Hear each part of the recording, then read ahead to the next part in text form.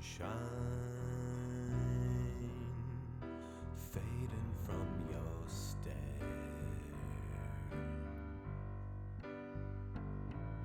Sometimes it's better not to care, and I can see your smile is withered. One more autumn leaf is drifting on the wind.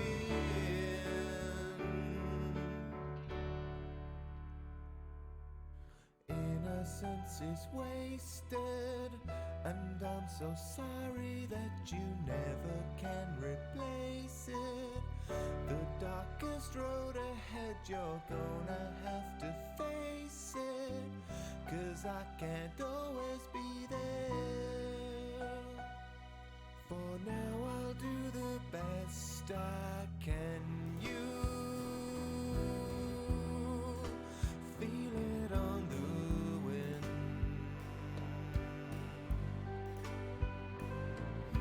Changes weaken from within,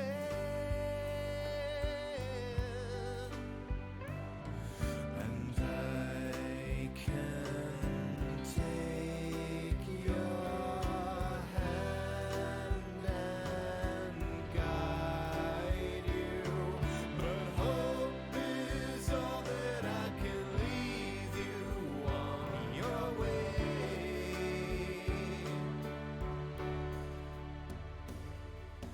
Innocence is wasted, and I'm so sorry that you never can replace it.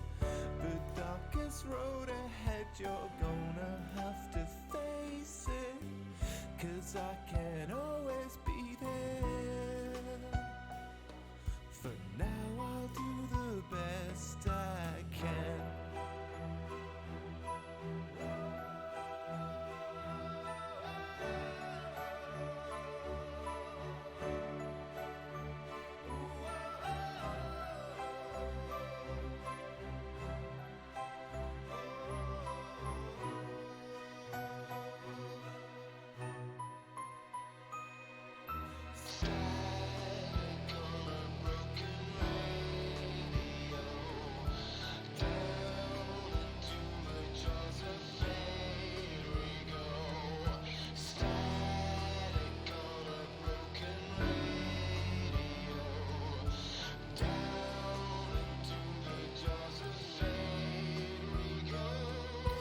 Innocence is wasted, and I'm so sorry that you never can replace it.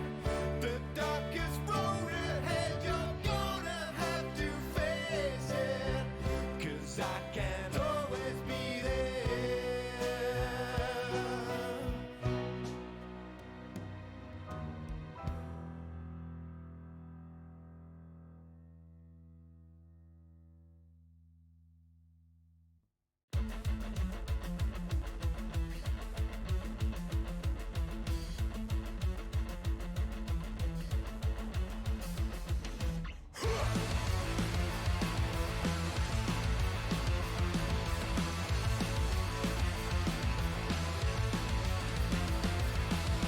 Good friends will part, sometimes that's just the way it goes.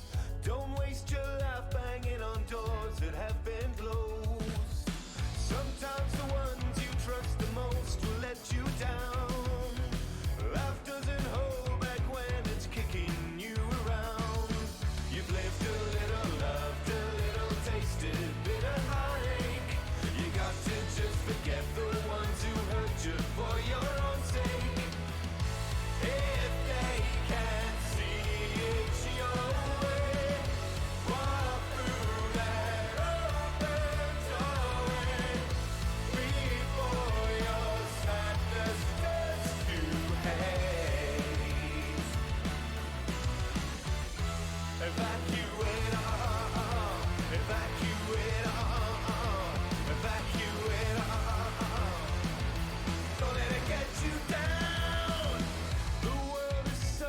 scary place when you're alone.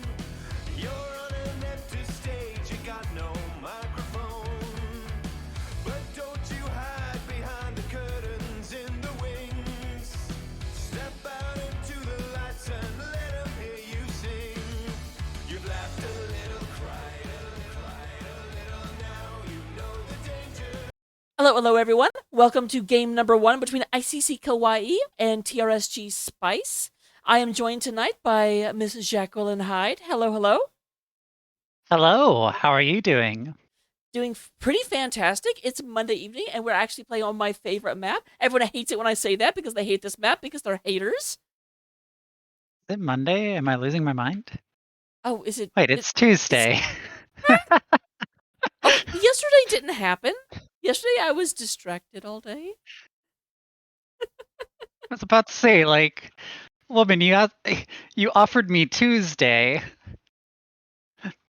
I mean, you said you were ready today, so I pulled you in. Plus, it's actually Tuesday, apparently. Fair enough. So, I'll take whatever I can get. real quick, we do have some map bans going out. We did have TRSG Spice did win the flip, and it was going to be first pick. So we do go ahead and have a Battlefield of Eternity and Towers of Doom being banned by the Spice individuals. I can't say the Spice Girls. That makes me super sad. And then the Kawaiians, I really like that. Did take out Sky Temple and Volskaya. We are going to the best map in Here's the Storm, Braxis Holdout. Ah, lovely. It's a bummer they didn't vote in Braxis Outpost this year. That would have been real exciting. Nope. To be fair, at least once a season, usually like 5 times a season, someone actually launches that map and then it's like, wait, crap? All the time. When I make it in custom lobbies, it's all the time. So obviously, Praxis is getting a bit of a resurgence. People are starting to look at this map a little bit more. For a long time, it was just like this is the 1-4 map, and the off lane has to like beat the other off lane, and that's kind of the end of the strategy. But people are getting more and more interested in do you use a global? Do you have Dahaka coming down and not really fighting to the point? Do you have Genji doing the deflex strat and taking the boss? Also, Genji can be a pseudo global because he can get to the top extremely fast by going through the walls. Like, there's a lot of options on this map. I agree. I think that people are starting to really come around as on 2-lane maps, this one in particular, because there's so much to do on the map at a time. You want to hold the point, you want to get all these camps going, you want the camps going while you're contesting points, you want the boss at a time where you're not going to lose like a bunch of progress. There's a lot of moving pieces that kind of need to come together. So there's a lot of strategies you can take to approach all these puzzles. Absolutely. That make it a little bit bigger so that we're roughly the same size. And then your camera's actually cutting me off. There we go. Excellent. I'm asserting my dominance already. Clearly. The darkness is enveloping me. Well, it was. This So is my co-caster Jackie. She's just washing me out of my own stream. And why is there no sound coming from the game? That's a little concerning.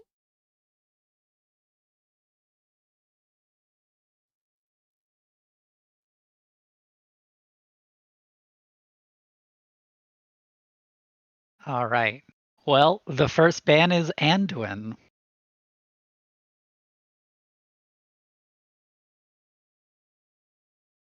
And then from the side of Kawaii, not too surprisingly, first ban on their side is Johanna. They are second pick, so it's a pretty common theme lately to just ban out Joe and Rhaegar if you're second pick. Yeah, Rhaegar a little bit less consistently than he used to be. The nerfs didn't nerf him to oblivion, but they did bring him down to the level of a lot of the other tanks. Or healers, not tanks. Don't tank with Rhaegar, please. No, please do. I want to see it. All right, and a Vala ban coming out. from Spice. Uh-oh. Oh, my stream's a little delayed. I'll just assume that you already fixed the no signal and I'm keep on going with the cast. Yeah, it's a little bit frustrating. I mean, I can easily fix the no signal. For some reason, I'm not getting audio all of a sudden. I was getting it before, I promise. All right, so we've got Joe Rhaegar from blue side, Andy Vala banned from the red team, and looks like Spice is picking up Stukov for first pick. Stukov, still very strong champion. A few nerfs to his lurking arm, level 1 damage multiplier, but he's just a really good healer to have if you enjoy crowd controlling people. Looks like Kawaii is picking up Muradin and Tassadar. Muradin very nice on Braxis in particular because you don't really need to heal him up. He goes in, he fights on the point, he comes back 15 seconds later full health. Tassadar's great clear. And it looks like Spice is picking up Varian and Tychus. Tychus pretty strong at the moment, but Varian is kind of what I was looking for. When you first ban an Anduin, you're usually doing it either because the enemy team has an Anduin like specialist, or because you're looking for some kind of blow up comp. And Varian, if they're taking Varian as main tank, they're pretty much looking to execute someone in that taunt window. And Anduin can kind of deny that pretty consistently by just pulling people out of the frying pan. Very, very much so. I'm about to stop messing with it. I know I keep having like no signals come up. One thing. I'm very, very, very slightly frustrated, but you know what? We'll get through it, one way or the other. We'll get there. Until then, everyone at home can just use their imagination for this draft. Sonya's been banned out by Kawaii, and Tyrande has been banned out by Spice. The Tyrande ban is fairly interesting. I'm Yeah, not that's super sure how it plays into their blow up. Tyrande not super well known for saving people from CC chains. But Kawaii picking up Lucio and Leoric. So they will have a fairly decent amount of CC denial if Lucio is able to actually high five someone without getting silenced on the way. It looks like Spice is going to pick up Nazebo and Urel for their last two heroes. So we've probably looking at a Leoric Urel offlane matchup, and unless Jake Yaz picks up something very interesting here, we're probably looking at a 1-4 split on both teams. Yeah, neither of them have really taken up anything like akin to a global. Never mind. Oh, there So we go. there comes False Jake in stat. with the global. We will have Kawaii able to go and give Snoo hugs. I promise I won't do that too much.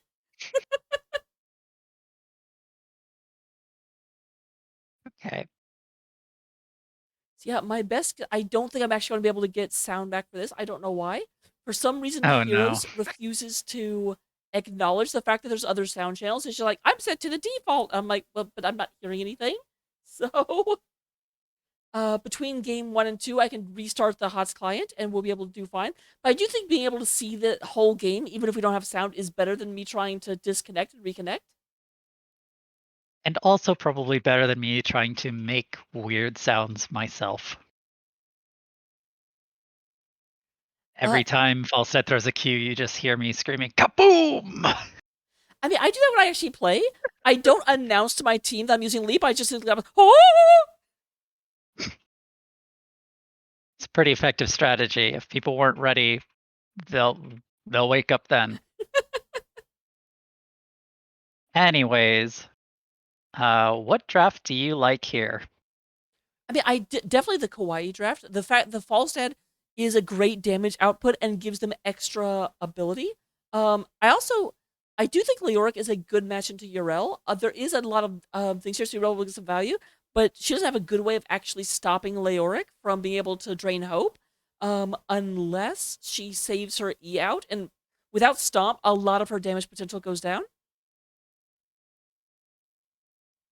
But we are in the game. If you want to go ahead and introduce the teams while I get predictions up. All right. So over on the blue side, we've got ICC Kawaii with Lich Queen on Leoric. I'm going to mess up all these names. Moigar on Lucio, Jakez on Falstad, Arctic Fox on Tassadar, Tomjen on Muradin. And then over on the red team, we've got TRSG Spice with Gola on Varian, Blackstormer on Urel, Killerfry on Nazebo, Geek USA on Stukov, and Jacobs on Tychus. All right, we A do little go and bit have the soft there on bottom. 1-4 as we predicted. A little bit of damage on the Gula, trying to go ahead and, there's nothing really to do other than try and move into your opponent just now. Obviously, Varian is not a real hero just yet, and Killer Fry. Okay, I mean that is a trade-off, so it kind of works. Killer Fry actually zombie walled himself. Well, the stream's delayed, but just make sure our cameras are off, right? They are now. I mean, totally. Before you said that, I don't know what you're talking about. Okay. Folks at home might have missed that entire fight.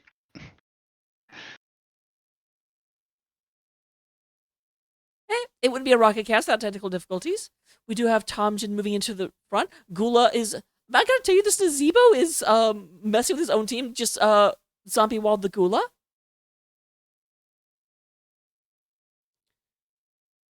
Yeah, a lot of the damage going out onto the Tassadar and Falstad, though, which that damage is going to stick fairly quickly. Anything into the Muradin without a kill doesn't really matter, because Tomjin can always just kind of walk away, hang out in a bush, and come back. Yeah, especially with Falstad his level going 1. in on the Nazebo. And both teams kind of splitting damage a little bit. Murden is not taking advantage of level 1, though. Is not actually staying out of the fight for any length of time. Keeps being like, oh, I'm probably fine. I have 20% health. I mean, that is third wind. As long as you don't die, any damage taken doesn't matter. So Looks actually, like I Kawaii have a is theory. taking control of both beacons right off the bat. So my theory is that both bosses on Alterac Pass have third wind. Discuss. Maybe.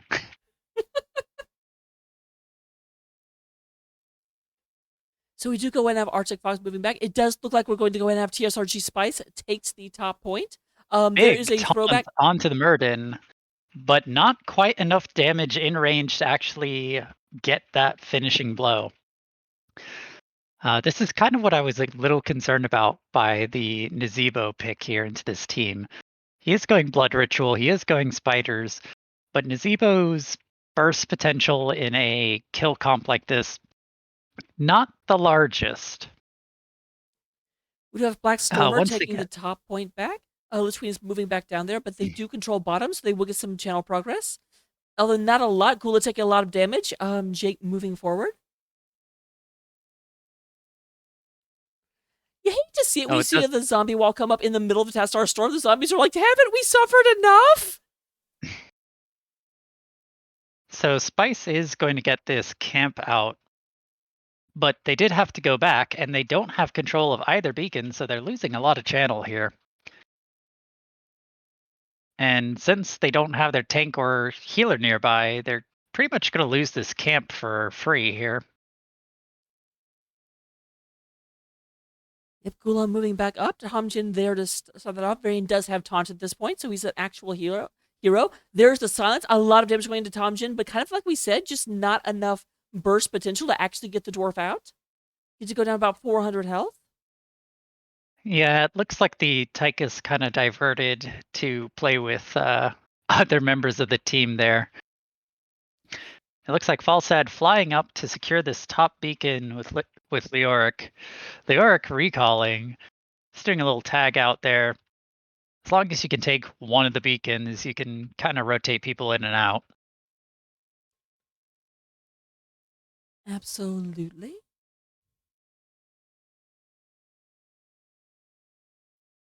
So Gula back here, they control the bottom beacon. Falstad is on his way back down. Looks like they're going to stop for these Hellbats.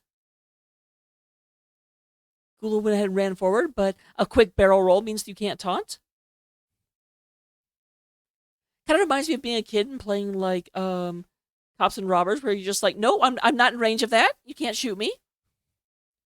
Oof. Finally, Murden gets silenced and goes down.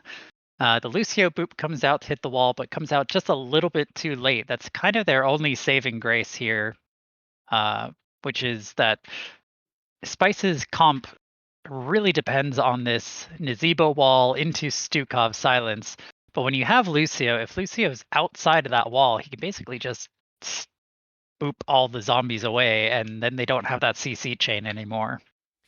I mean, okay, never mind. I'm smart. I was like, couldn't he do it from inside the wall too? But no, silence. That's what silence does. I am still a little bit offended that Lucio's healing still works even while being silenced. It's sound based, but we have once again that same combo comes out, the zombie wall into don't.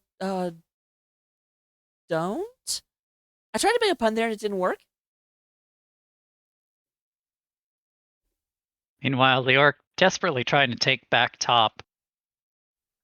Will do so successfully. Both of them just about 75% channeled. Blackstormer's moving in, does walk right into a Drain Hope. I think what I would have liked to have seen was the Falstad flying up the second that Murden died.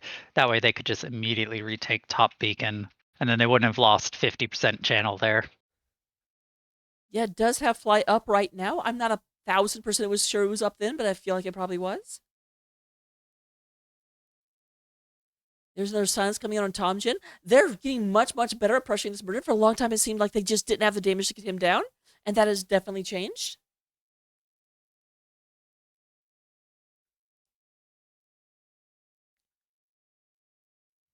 Tychus does have 33 They do stacks have the in game with him. damage, it's just slow. We will take you out of... Oh, And Killer Fry? Nazebo goes down, not quite able to get away from this team as they just kind of turned around. Lucio going down to the Tychus, while Varian might be picking up a kill on Falstad. Nope, flies out. Once again, Trading nice a little little bit bit of of pressure damage into onto Murden. Tomjin. It does look like Falstad is going to Hearth back and heal up. Blackstormer is not doing very well against Lich Queen up at the top. It's not a super favorable matchup, but Blackstormer is getting a lot of control of that beacon when it matters. That is very true. Looks like Murden's going to go down. Stuck around a little too long there. Yeah, it looks like was very slow and was trying to get out of there and was just not allowed to. We have level 10s picked up for both teams. It does look like TSRG Spice going to take Shield Wall, Ardent Defender, Ravenous Spirit, Flaming Swipe, and Draken Laser Drill. The Draken surprises me a little bit. I think they're just doubling down on their we want to kill one person in particular. F that guy specifically, the combo. Pretty much. I am a bit surprised. Unfortunately, Tastar goes down from, I think, a lingering spider to chase him. Yep, we do have the Widowmaker quest completed at this point. So the spiders are a lot more dangerous than they used to be. But speaking of dangerous, Gula getting boot back is having a hard time trying to get out there. Protected comes out. Looks like they will make it out, but we do have the full Zerg wave up top, and no one is up there except for Leoric trying to hold it back.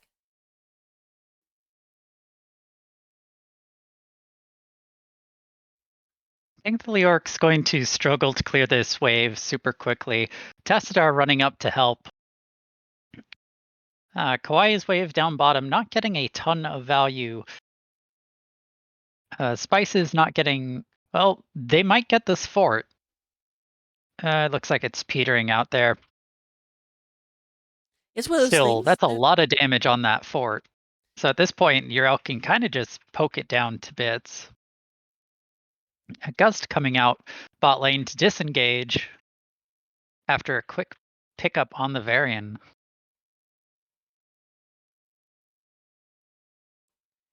So yeah, we are going to go ahead and have Spice move over, but here comes an invade coming in. We have Killer Fry trying to get out of there and will not be able to do so. Geek USA goes ahead and does fleeing swipe to get everyone off of the point. There's a nice double stun, and the wall comes in. Killer Fry has nowhere to go except back to the Nexus.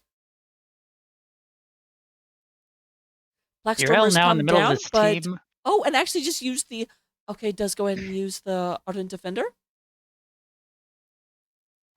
Everyone from Kawaii hopping on this point, managing to get the point. And it is an all-out melee in the Entomb. Everyone, get on here! This looks like a clean sweep for Kawaii there. Absolutely, they're going to come in here. They're going to basically stance the shots. I do think that the wave is going to come in to help take care of this wall because obviously they're stopping the reinforcements coming from the home base. Yeah, that camp definitely got a lot of value there, just taking the fort for free. So despite losing despite winning the first objective, we do actually have the first 4 of the game falling against ICC Kawaii.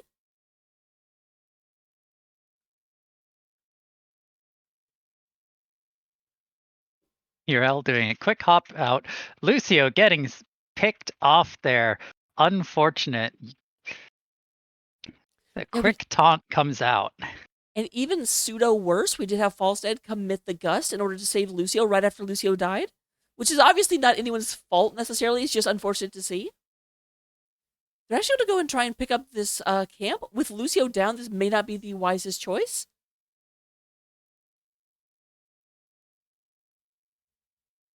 I think this is the revenge of TRSG Spice. They're like, hey, we all died for our camp. Now you guys need to all die for yours. Come back.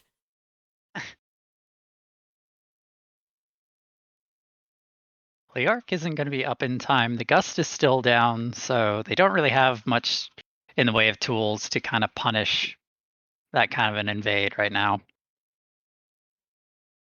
It looks like Spice is going to be picking up control of these beacons, at least for a little bit, as Uriel knocks the Murden around and just stands on the point and takes a beating. Varian comes in, silences the Leoric. Big wall comes out. A little bit delayed on the ghost walk out. And the Leo goes down. Lucio also very low. And all the while, Spice still has that camp top. It's about half dead, but it is still making progress. Yep, we do go in and have the top 4 traded for the bottom 4 at this point. But we are almost at another full Zerg wave for TRSG Spice. And once again, Lucio goes down off camera.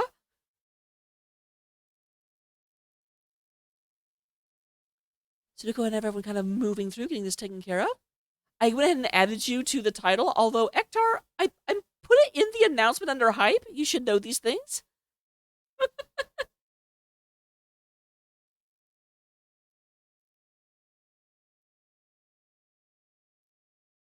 So we kind of spiders coming out, going ahead and nomming on everything.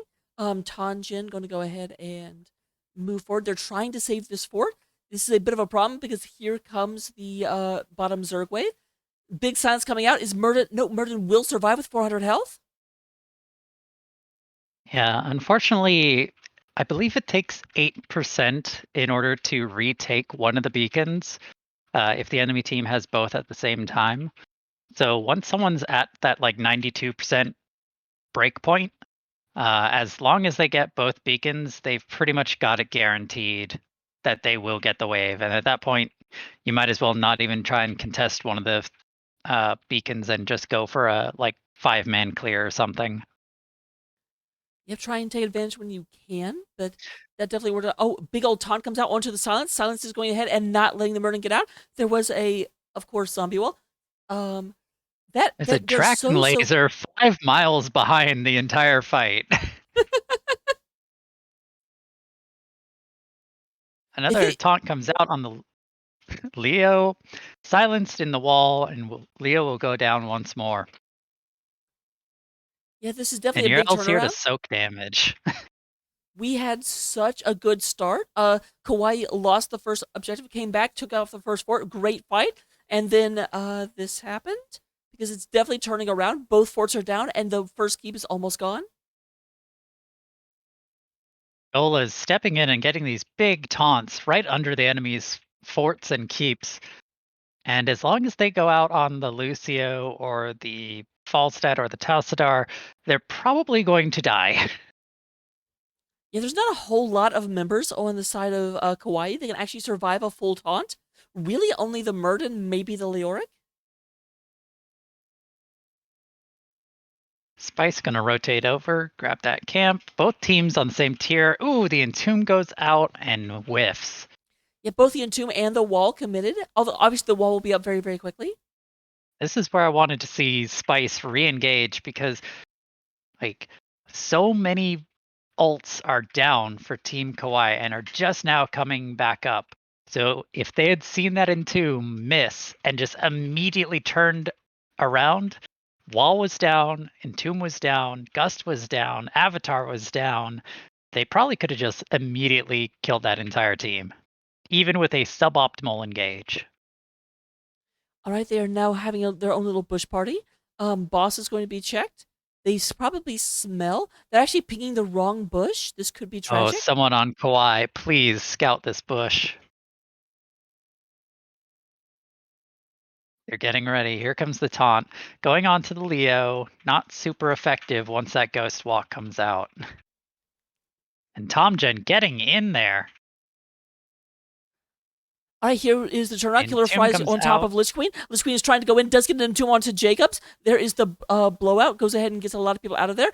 Jacobs is going to be the first one to go down, but Morgar is not very, very healthy either. Lucio is down. We do have Tom Jin being focused right now. Murden's going to hop out.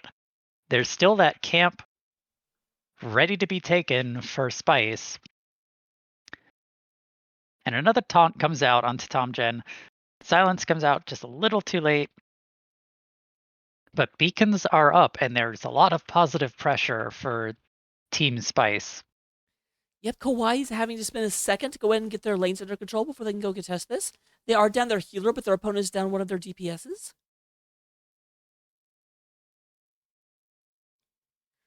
Right now, Spice is staying on Kawaii's side of the battlefield, which could be dangerous. Whenever Lucio comes back, he will get there faster than Tychus will. I think the key here is they want to take that fight before Lucio gets in. Lucio just respawned. They've got a camp bottom. If they had rotated around aggressively and looked for a fight, that probably would have ended the game. Instead, we're playing a little bit of ring around the rosy. Lucio showing up on the map, so they know that the enemy team, they know that Kawaii is going to the bottom beacon right now. Stukov with a great scout. The variant taunt goes in. The silence, huge. Draken laser, perfectly positioned this time. And it looks like Gola's just slowly making his way forward, looking for another taunt. So, yep, they do go and get the Leoric out of there. It is 4 versus 5. We're about to have another full Zerg wave coming out of our heroes It looks from... like they're going to pick up a boss for the cherry on top. I will say, I was actually talking to Gula before this map. This is obviously Team Rainbow Strike Go Spice, but we've usually decided a acceptable alternate name is Team Rainbow Spice Go, which I just absolutely love.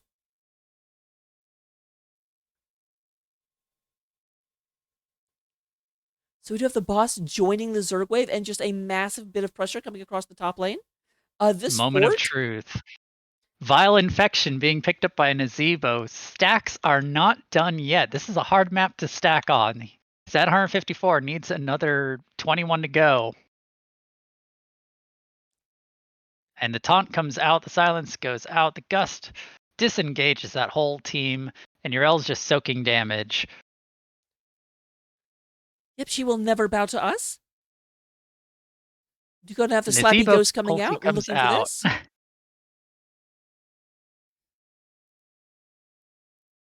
Lich Queen And is this in looks the like midst it's of it. GG. It That's definitely a does. lot of siege damage.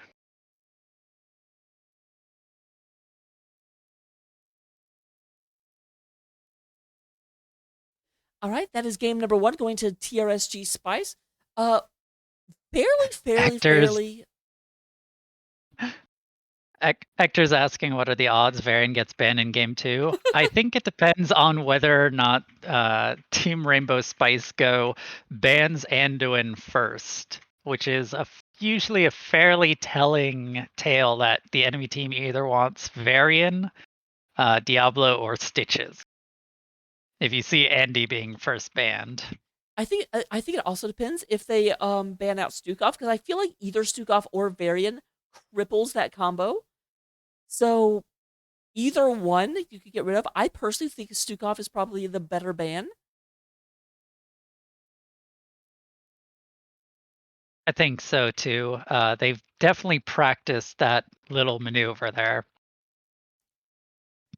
So looking at stats at the end of game number 1, we do have Stukov leading the healing race, though admittedly, Lucio is kind of a auxiliary healer, not a main healing healer.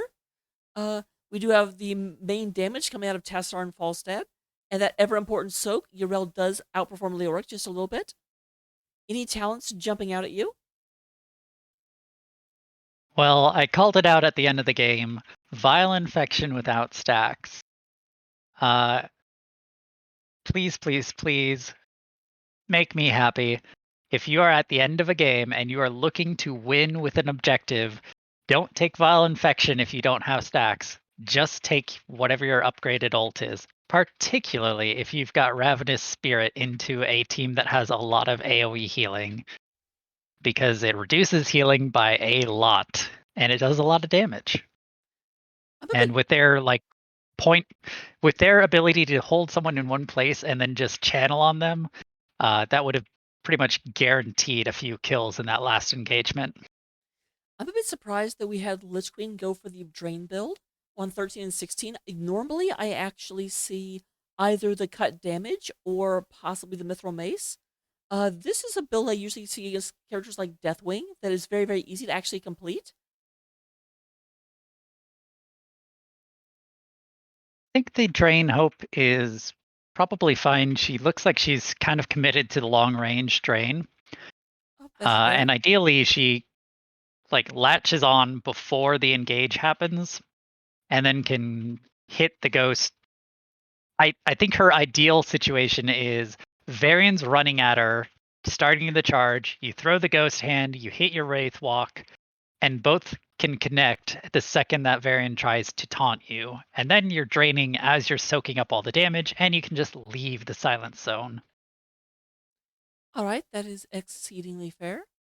So that's game number 1. I'm going to go ahead. We already have the second game, but I have to turn off my client, so I'm going to go back to the between game stage, and I'll see you guys in just a second. You see so many faces once familiar turn to strangers.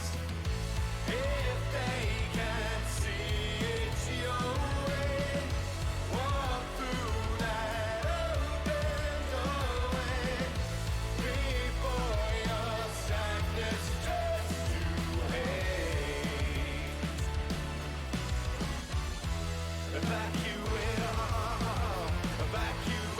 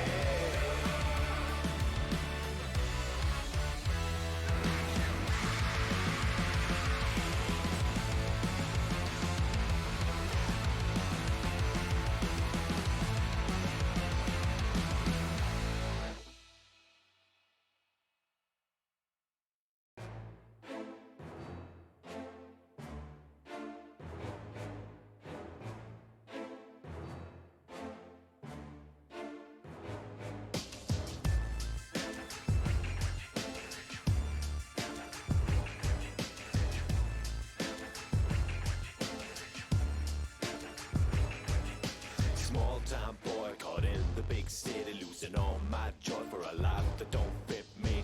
I got the same old dreams as a million fools, stacks of green and swimming pools.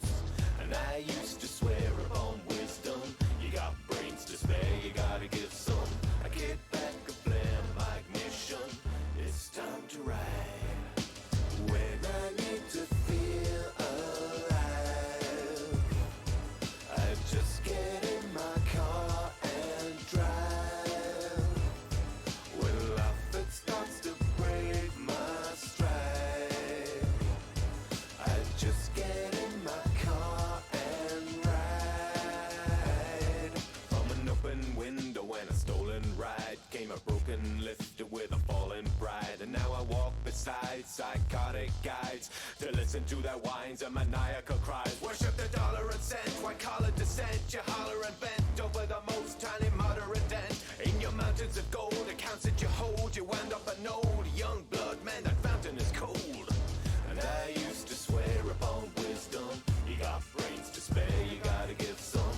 I kick back a flare, my ignition, it's time to ride. When I need to feel alive, I just get in my car and drive. When life it starts to break my stride, I just get in my car and ride. What you doing, what you doing, what you getting into? What you doing, what you doing, what you getting into? What you doing, what you doing, what you getting into? What you doing, what you doing, what you getting into? And when I need to feel alive, I just get in my car and drive. When life it starts to break my stride, I just get in my car and ride. Ooh, yeah, yeah, yeah, yeah. I'm gonna drive my blues away. Yeah, yeah. Gonna drive my blues away. Just another sunny day. We actually have sound again. I knew what I had to do to fix it. I just wasn't willing to like reboot the client and try and rejoin in the middle of the game. But hey, we are here. I hear things in my ear hole. Huzzah, we've done it. I've got a hair in my mouth. This is fantastic. This is the problem when you grow your hair out. It like comes back and stabs you in the back or in the mouth, as the case may be. Yep, I've been there. So this time from Kawaii, since they have first pick, they don't have to ban Joe, they don't have to ban Rhaegar. I want to see them ban probably Stukov. Varian is a close second. I don't blame them. Varian is it's one of those things where Varian is the most obvious symptom of the problem they're having. But there's a lot of people that can stun. Varian's taunt is like a very, very long stun, admittedly. But I feel like a lot of stuns into Stukov's silence will allow the same combo to happen.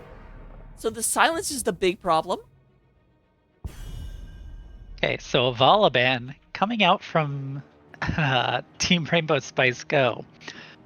And maybe they're just going to let the Joe and Rhaegar ride and say, you know what? We'll take whichever one you throw us. That's very I mean, I do think that Rhaegar, Stukov, Brightwing, and Anduin are all so. Ooh. This is one of those And the problems. ban is broken. Now, obviously, in chat, they're probably saying what band that is, but unfortunately, neither of us are referees, so we don't know what it is.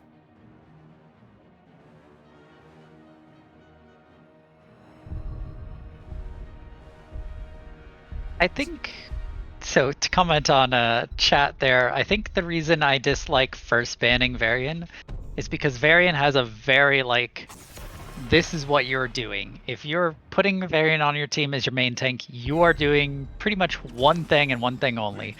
Stukov being picked up by ICC Kawaii. And there's a lot of things you can do to enable a Varian, but there's also a lot of things you can do to disable a Varian from the standpoint of being on the other team. Like you can pick up Anduin for basically free get out of jail free card. Speak of the devil, Anduin being picked up and Leoric being picked up by Team Rainbow Spice Go. So yep, we do go ahead and have both healers pick up very, very quickly, and then Blackstormer just saying, "Yeah, you're Leoric. But we decided, we took a vote, and we decided you don't get to have that. Those are the rules that we just made up." Tychus and Anubrak being picked up by Kawaii. So again, a very, very aggressive comp, because Anubrak does not handle sustained fights very well. He handles, I'm going to make this person not move for a while, and then, guys, please kill them by the end of that. Yeah, generally you want someone on the other team to be dead. Hopefully a couple people by the time that your CC chain ends. Mephisto being banned by Spice. It's an interesting ban here. Not what I would have expected.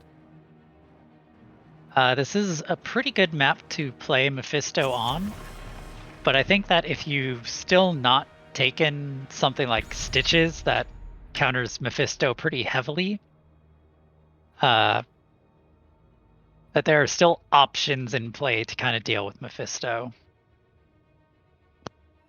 So we do still need the... there we go. May coming out, and as well as Raynor. Interesting. Not that this is a bad Raynor map, I just don't think it's one of his best.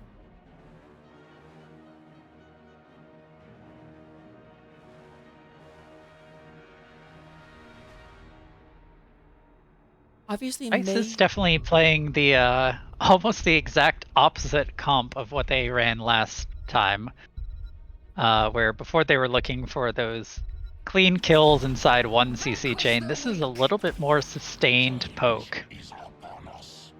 Now, I do really like Dahaka into Leoric. That's going to... Blackstormers should have struggled significantly with this, because obviously Dahaka can just burrow under, drain hope. Mm-hmm.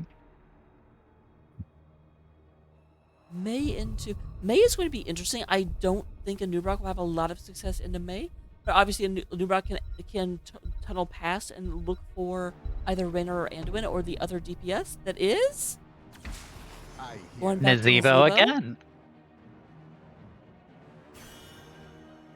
So that's interesting, because what are they going to use to try and enable the Nazebo? Because May can't taunt. Does have a couple of freezes. Obviously, if you do manage to land a freeze, then Nazebo can zombie wall after it, but that seems less reliable.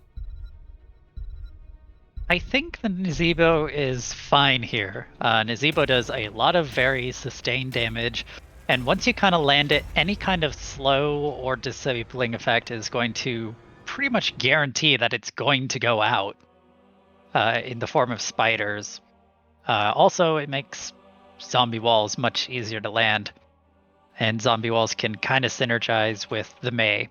So May throws a Q, Nazebo throws out the wall, May throws out the stun lands right after the wall goes down. That can be probably a pretty good combo if they've worked on it. If you don't play May and Nazebo, though, that is a very unique timing window to kind of have to trust in. It kind of goes similarly to whenever like Diablo charges and you're playing Tyrande. You just aim a stun behind Diablo's legs and be like, "You're going to get this," I believe. Mm-hmm.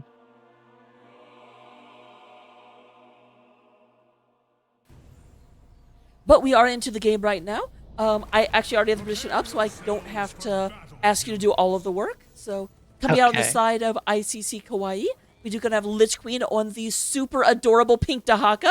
The little pony Prancer being ridden by Jake Eyes on the Tychus. We do have the Ladybug Tomjin. I'm going a little bit into it. Oh my, pleb horse on the Arctic. The battle begins in 10 I am offended. And then who did I not talk about? Moigar is going to be on Stukov. 3, 2, 1. And then over for Team Rainbow Spice Go. We've got Gola on the May, Killer Fry on the Nazebo again, Blackstormer on the Leoric, Geek USA on the Anduin, and Jacobs on the Rainer. Immediately, a fight breaks out. The Leoric taking a bunch of damage. The Anub getting stunned and will go down, though. Yep, we did have both Jake and Arctic Fox stuck in that zombie wall.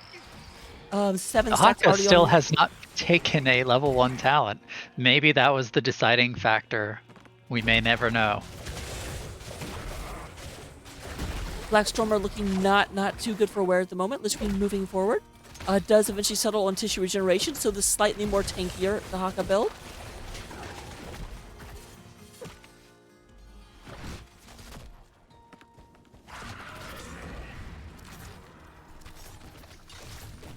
Yuko and have Arctic Fox moving up into the middle of the map. Pillar Fry and Geek USA are right behind it.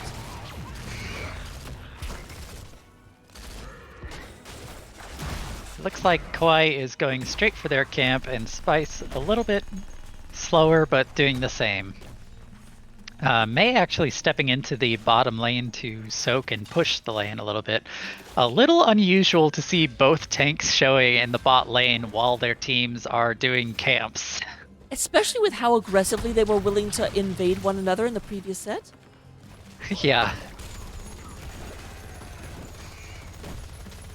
So Gola standing fast, actually body blocking the Anub out of this bush without being able to see what was blocking him. Big silence coming out, and it looks like Spice might be giving this camp up, even though they've got 5. Leoric coming up in though, and they will retake.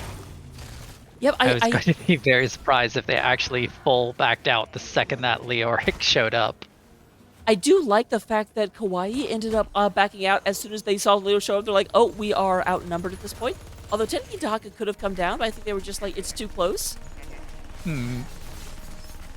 Very good timing on the rotate by the Leoric to basically recognize, hey, there's a fight happening bot, and just rotate down to make the Dahaka, if the global happens, still a fair fight. Kawaii clearing that bot camp without too much damage done. Though they And the are first now objective down for about top. 60% of a level. Although that is leveling out. We do go ahead and have both camps being looked at by both teams. Although they've decided to invade, and poor like Tychus was just like, oh, okay, we're doing this. Seems to be a bit of miscommunication on Kawaii's part, because Tychus is still barely on his way.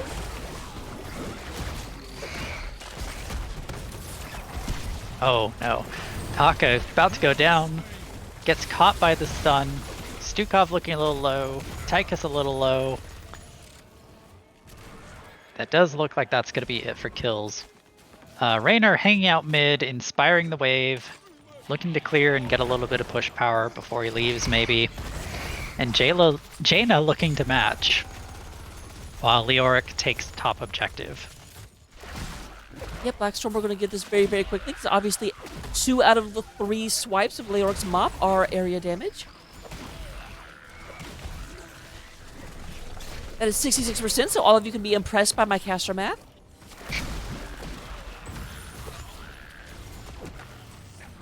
Interesting. Blackstormer on Leoric is taking almost the same build as Lich Queen took on her Leoric. I think that the difference here is Consume Vitality being taken at level 1 gives you a little bit quicker clear speed and a little bit better dueling into Dahaka. John Cena over the wall, and Nubrak getting punished very nearly goes down there. I mean, to be fair, it was truth in advertising. I do call this a Punisher, so they should have kind of expected that. Big stun out onto the Tychus. The spiders are on him. Punisher losing focus a little bit there. And Jaina is in a zombie wall, frozen, as Anubarak and Stukov manage to silence his entire team, preventing any damage from coming in. Really good play between the healer and tank there to save both of the DPS. Anub re-engaging, gets the stun out on Raynor. Raynor getting pretty low, but able to just sneak out. Get quite a bit of frost landing, but Raynor is in his hellscape skin, so it does have natural resistance against ice. I feel so bad if anyone watches this and doesn't really know HOTS and thinks that's real.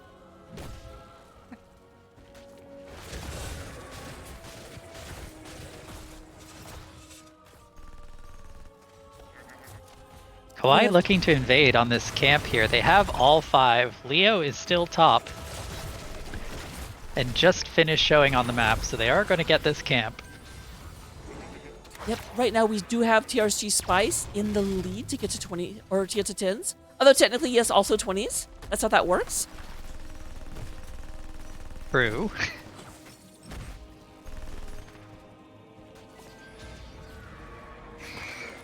There's Pillar Fry at the bottom, but I feel like this may be an invade. Yep, it is scouted out by Tomjin. They need to be careful. The rest of the team It is is not an invade. Here, It is an invade down 10s until now. Odin being picked up, Ring of Frost being picked up, a noob going in, hasn't picked their 10 yet. And the silence comes out, Ice Wall comes out, and the Cocoon finally comes out on the Nazebo. This is still a 4v5.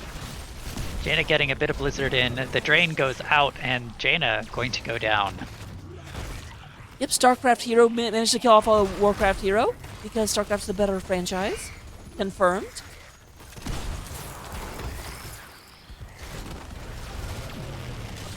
You're going to have Tomjin moving in. A Noob lot of getting damage. Big stuns. The pull of life coming out a little too late onto the Mei, and the Mei goes down. I mean, at least she got to soar farther after she was killed.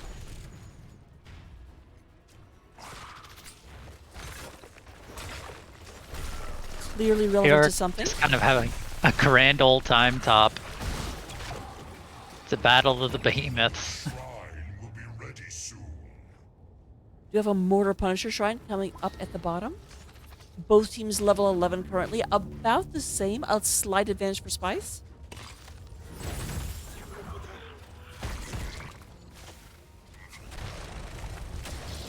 Lovely bush party. Anduin getting stunned. Cocoon goes out. Frost goes out. And I'm kind of surprised that Kawaii is just going to let the Anduin go. Yeah, I am too. I mean, the wall was down. You could have easily... They may not have been aware where the rest of the team was. If they didn't know they were taking top camp, they might have thought the rest of the team was just going to come out from, like, above.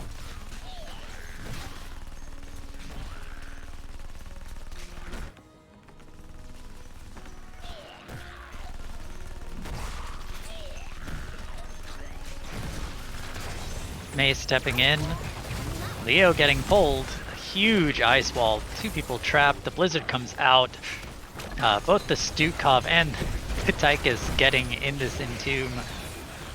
Alright, we do have Odin coming out.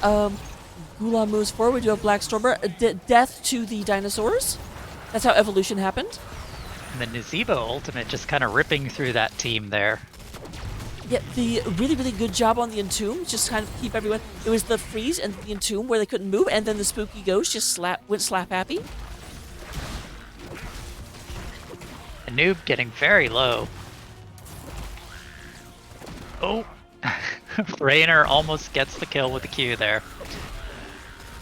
Also, keep in mind that I mean- Spice does have a camp up top. It's been pushing this whole time.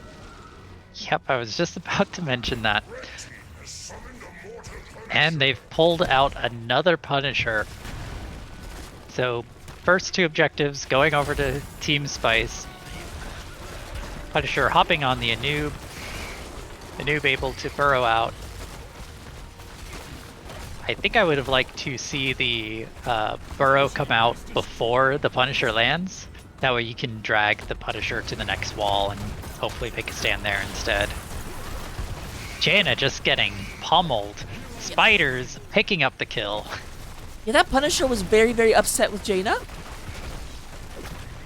Clearly, that Punisher's kid went to Wizard College and did not get good grades. It looks like Spice is going to try and commit for this bot fort if they can. Maybe better next time. Tom Jin does go ahead and take out the Banshee, making Raynor very sad. As a Rexar player, you always get very, very depressed whenever your animal companion or mechanical starship companion goes out for a while. Some good warding, anchoring happening from the Mei there, just making sure that the enemy team isn't sneaking up as they're trying to steal this offensive camp, while Spice picks up the bot camp as well. Nazebo just kind of running around, grabbing some farm, getting them to level 16. So they do have an 8% health and damage advantage, as well as a talent here. Anduin does go for Glyph of Faith, not surprisingly. That is going to make it a lot harder for the Anub'arak to really secure kills. Looks like Team Spice is going for a kill on this Dahaka, which is kind of interesting. Dahaka leaves. F this is I'm out. I think I would have preferred to have seen them just put that kind of pressure on bot lane and just commit for that fort instead. Because I could kind of see Kawaii still split on the map, but maybe they get the re-engage in mid lane, the Entomb comes out, the stun is down, and the Dahaka is taking a ton of damage, dies just out of range of their fort. Yep, one of those great moments where you're just like, okay, I know you don't have another burrow. Can't tunneling claws out of this one, my friend. All right, now, interestingly, Leroy did take the 13 and the 16 I was talking about before. Yep, it's Ghost Walk build.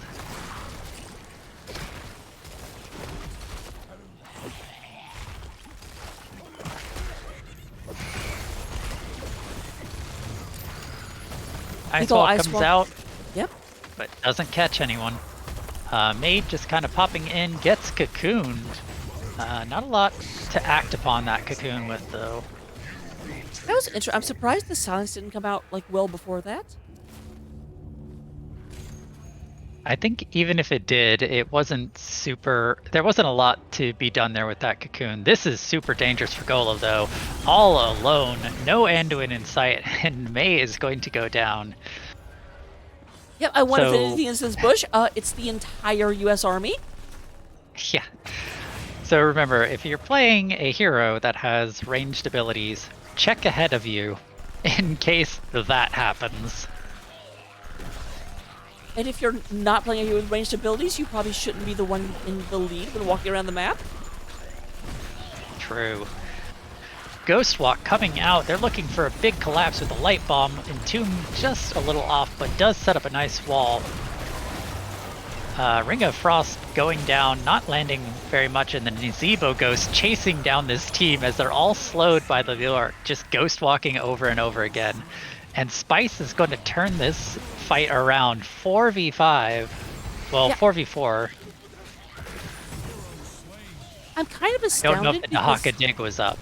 So they didn't have Mei back yet, and they still just said, okay.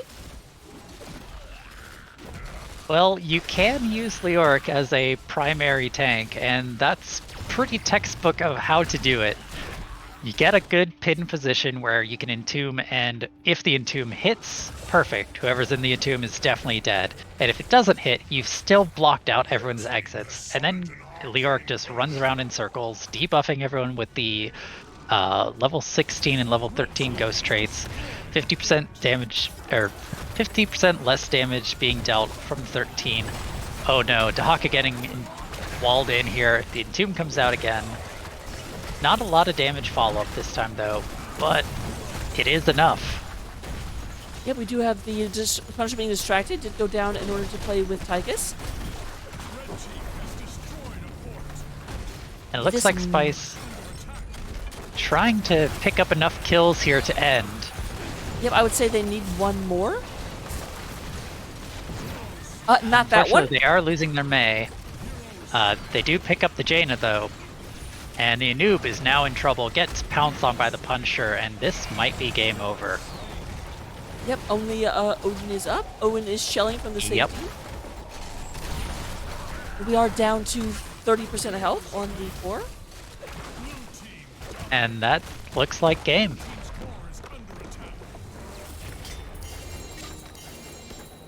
very, very good series, but very, very dominant on the side of Spice. They definitely had a battle plan and they executed it wonderfully. So let me go. If you want to go ahead and go over stats while I try and set us up for an interview. Well, stats aren't anything too surprising.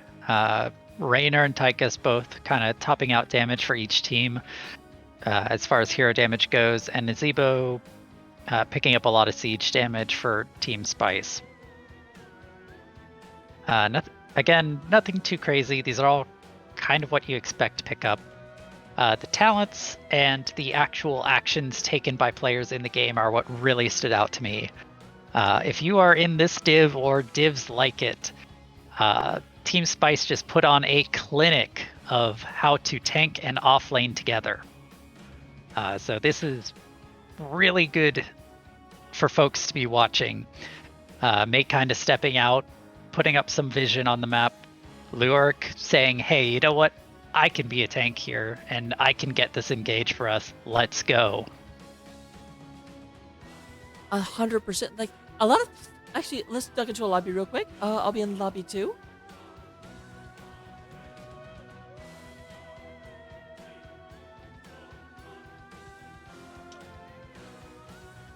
Hello. Hello, hello. 1 second. All right, there we go. I was like, I need my co-caster to catch up. Yep. Hello. Hello. I feel like I said that before. So we are joined by Black Stormer. So welcome, welcome. Hello, hello. So we're saying hello a lot. First of all, congratulations. Amazing couple of games. You guys played very, very well. Only got put on the back foot a couple of times. For the most part, it seemed like you all were very, very together and knew what you were doing. So very, very coordinated performance. Yeah, that's actually a huge improvement over how we've been, because our team is like new this season, so that's something we've actually been struggling a lot with. So it's nice to hear that, at least from the outside, it looks like we're starting to get our feet on the ground. But that kind of stuff. Yeah, I just love the synergy you all were putting out today. It was really, really, really impressive. So, first question I have, going back to the Braxis holdout game, you guys ended up running Urel into Leoric, which is not traditionally the best matchup to have. What was your strategy to kind of deal with the fact that you may not be able to push Lich Queen off the point? I disagree that it's a bad matchup, specifically on any point control. Because Urel excels at the ability to, like, obviously I think, I don't know if you were watching offlane, but I kept using trait to hammer to keep Leo off the point just long enough to get like half a channel. So either like stop it channeling if it's red, or get it channeling if it's neutral to blue. And then also Urella excels at out of combat healing. She's one of the best offlaners in the game for that, because she doesn't take mana to do it. So like between those two things, I feel like she does excel at it. Now, like straight up 1v1 fights, I might lose out if I get hit by W, but if I dodge the Ws and I slowly wear her down, I think I do win the Urel versus Leo. All right. It's not a matchup I'm super familiar with. Every time I would duck up to offlane, it sort of felt like you were able to do a good job controlling the point, but you weren't ever able to really. It didn't really seem like Lich Queen was ever having to retreat from you. So, but granted, I'm only getting small snippets here and there. Um, she had to a few times due to mana, right? So she was winning the trades, but she was losing like the mana war, especially because I was going up and getting the top globe, and I was like making sure to like tap off cooldown for mana because of that. Like even though I was lower on health the whole time, and yeah, I had to give up the point a few times, and like it was kind of a back and forth with the points, and there's no like clear winner. Um, I feel like I still feel like it did well. Yeah, I have a little bit of a different takeaway from that top lane matchup. Uh, having played Yrel into an off lane, what would be considered an unfavorable matchup before, it's not about holding the point for the longest or holding it first. It's about holding Yeah. it when it matters. And I definitely saw a lot of times where, hey, Kawaii is trying to take both points. Cool. Well, we just took top back, so they can't do that. So now they have to send Falstad. And once they do that, cool, now we can take back bottom. And once we have one of them, we can go do camps. And camps was a big thing that your team was doing because once you had one of the points taken, you were good to go. You can go do camps. You can go do other things on the map because it doesn't matter if you have both points as long as you don't have neither. Right. For a confusing double negative there. Right, and then that's something else. Like the Leo W is hard to play into, but because I have the Fizz armor into the into Leo's autos, which do hit pretty hard, I am actually able to just stand in his face for a long time, and thus keep the point when it matters, like you said, even if I do ultimately lose that trade. So the other question I had about game one, there was a moment where just I guess both teams determined that it was a point of honor to take the bruiser camp above your lower fort. What happened there? Like it was so odd. Just like everyone showed up to that fight and no one would leave. Okay, so at least from our side, it was someone got caught and died on our team, but then I rotated first. So it's like, oh, it's a 4v4. Let's take the fight and try to force him off and get that pick. And then we were fighting. Another one of us got picked, but it was right as Varian was coming back. So we were like, oh, it's still a 4v4. Let's go. And then Leo showed up. Leo showed up, and we then were like, all right, now we should disengage. But at that point, it was too late, and it was like, and we kind of griefed a little bit.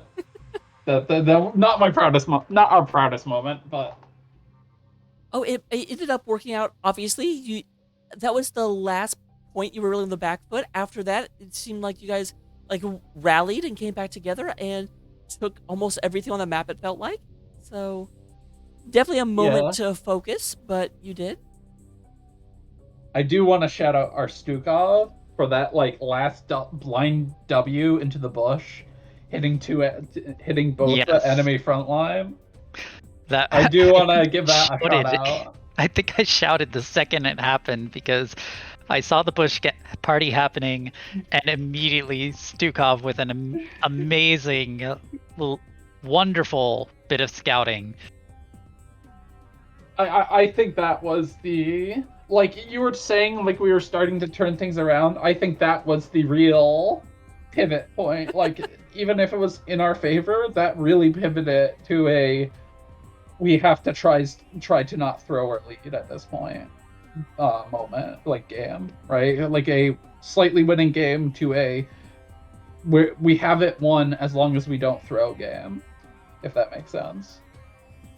So, actually, before I move forward, did you have any other questions about game one, Jacqueline? No, I was a little bit more interested in some things with game two, anyways. So, moving on to Infernal Shrines, your draft kind of completely reversed between one and two. Game one, you were going into a Varian like quick blow up comp, and game two, it really felt like you were a more gradual scaling damage comp. You still had the Nazebo in order to unlock the ability to take people out, but it didn't seem like the point and the focus of your draft. What kind of changed there? Well, I mean, one, they banned Varian. So like we can't go a Varian blow up comp if we don't have Varian. And two, it's like realistically it's because we weren't first pick, right? Because we couldn't take Stukov. We now needed to play into it. And also I do think like and even though like May doesn't only do blow ups, she does do isolation and blow ups very well. Like his uh if you were watching Gola, he kept going W E knock him back into the W, and that's her like stun combo. And it kind of mimics a taunt or a power slide from ETC very well. It definitely can work. It felt like that the first draft was designed to be able to just take them out like dominoes, and the second one was like, okay, we want to be able to fight them, but we're more interested in being able to like move into the later game. But maybe I'm just misreading it. It's entirely possible. Yeah, I mean, Naz is inherently a late game hero, right? So like, we obviously want to be pushing into the later game, but like, we're not weak early game either, right? Just because we scale doesn't mean we're beginning from nothing. Um, and so knowing that and knowing we can get kills with Entomb, with Ice Wall, with Mei combos, and know that we have strong point control, it's like even though we're scaling, so to speak, we're still a pick comp, or we still take the picks we can get, even if we're not like all in pick comp. If that kind of makes sense. It does. So, Jacqueline, did you have any questions about game 2? Yes. I want to know the inner secrets here. What were comms like for 2 specific moments on this map? And you were kind of the center point that I was curious about on both.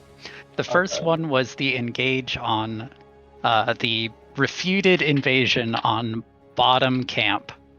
Right there, right at the start of the game, you rotated all the way from the top of the. Sorry, I got interrupted by a cat. You rotated all the way from the top of the map all the way to the bottom, and brought to the team a lovely potential 5v5.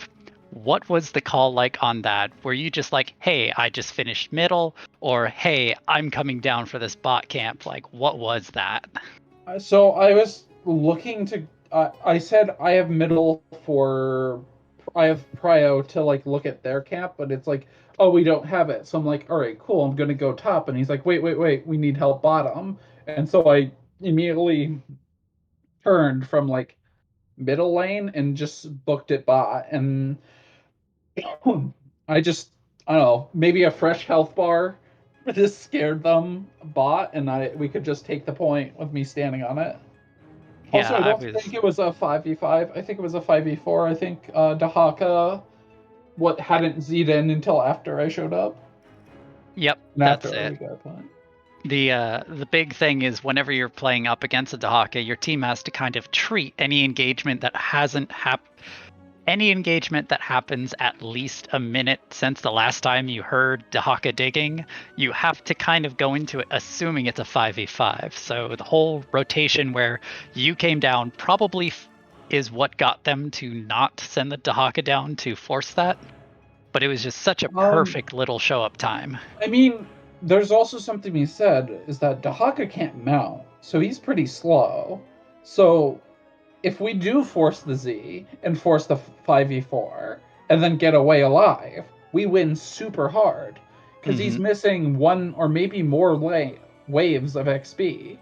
And that's like 1.5 kill, or it's like 2-ish kills of XP that you miss by just like missing a wave. So it's like, yeah, even if he managed to Z there, we weren't super scared of it because he would lose so much elsewhere on the map. So it's like there's something to be said of Dahaka is a global as long as he's afforded the opportunity to not be in that lane for like a solid 2-3 minutes to show up, fight, and then rotate. Excellent. Yeah, I really was curious about the thought process there, and I really like that thinking. And then the second part was your Mei has just gone down. You have a lot of pressure in lanes, and the enemy team has started the objective. Leo shows up and just sets the stage for this amazing, once again, theoretical 5v4 fight, because you haven't seen Dahaka. we did see his dig. His dig was like 40 Oh, seconds okay. ago. We were counting that, and we were like, Dahaka Perfect. has no dig and was on the opposite side of the map. Fight them, because all their hit points were kind of low, and they were all kind of like in a corner. So, Excellent. and especially when I started like spooky ghosting their backline, it's like, what can they do? They don't have damage, and they only have one source of CC. So, and from that we won. That's the objective. Yeah, and that objective ended up pushing to the end of the game itself. I do have a question from chat. They want to know, at what point are you going to have a like symbol or an icon for your team instead of the default NGS one? I am not the person to ask for that. To be perfectly honest, my loyalty is I like to play game, and I don't really have much like a branding interest. Like I don't really care about the team name and stuff too much. Like I just want to play with good people and play with friends and have fun. Then I guess you may not be able to answer my follow-up question, which is there a story to the name TRSG Spice? That I can answer. It's from Dune. The spice must flow. That actually makes a lot of sense. I was very, very upset because I was like, I cannot call them the Spice Girls, but at least now I know where it comes from. Yeah. All right. Well, those are all the questions I have. Jacqueline, did you have any final questions? No more questions. I just want to say an excellent series tonight. There were some things that I mentioned earlier, which you wouldn't know about unless you were listening in. But you definitely put on a clinic of how to kind of interact between the tank and the off lane to kind of just push your goals upon the map and just make the engages that you need to happen. Like, it was very good to see, and folks should definitely watch out. Yeah, thank you. And and I just want to say I think the game was a lot closer than it looked, right? It looked like we put on a clinic, but this is a team we lost to like 2 weeks ago in a different format. So this is like this, and we lost to them pretty handedly in a few of the matches. So I wouldn't say like this is a clean game, right? It just looked that way because of the styles we played. But I do think the Ice Queens had a very high chance at like turning that around and winning. So For sure. When I say put on a clinic, I'm not saying that one team just dominated the other. I'm just saying that one team was playing very well and doing the things that, like, hey, this is our win condition. We need A, B, and C to happen. And you made A, B, and C happen even when sometimes things didn't go right before you needed to hit off button A. yeah, Like losing your May right before the last objective. Not ideal, but you still made it work. yes, thank you. All right. So, last thing, let me go and turn it over to you for any shout outs that you want to give, because you definitely have earned the right. Me? Not really. All right. Well, thank you very, very much for the games, and thank you for the show that you put on. I'll let you enjoy the after party, and thank you for the interview as well. All right. Thank you very much. Have a good one. Before we raid over to Crushinator, Jackie, if you want to go ahead and tell people who you are, where they can find you, and all that good stuff. I'm Jacqueline Hyde. You can find me over at twitch.tv/Jacqueline_Hyde. I stream a bunch of HOTS. I was previously playing in Nexus. I'm currently in the works of picking up a new team. I think it's pretty much set, so we'll see how that plays out in the next couple days. But come stop by. I always enjoy co-casting, so if any of the other casters in chat enjoyed my presence and want me to just shoot the shit with them on their stream, give me a ring. All right, fantastic. And then, as for me, I think all of you know me. I'm Braca. You can find me right here. And you can find me in an hour and a half where I'll be casting another game because I'm insane. But for the rest of you, I'll go ahead and go over. Crusader is right now casting a different match. So we'll go bug him for a little bit.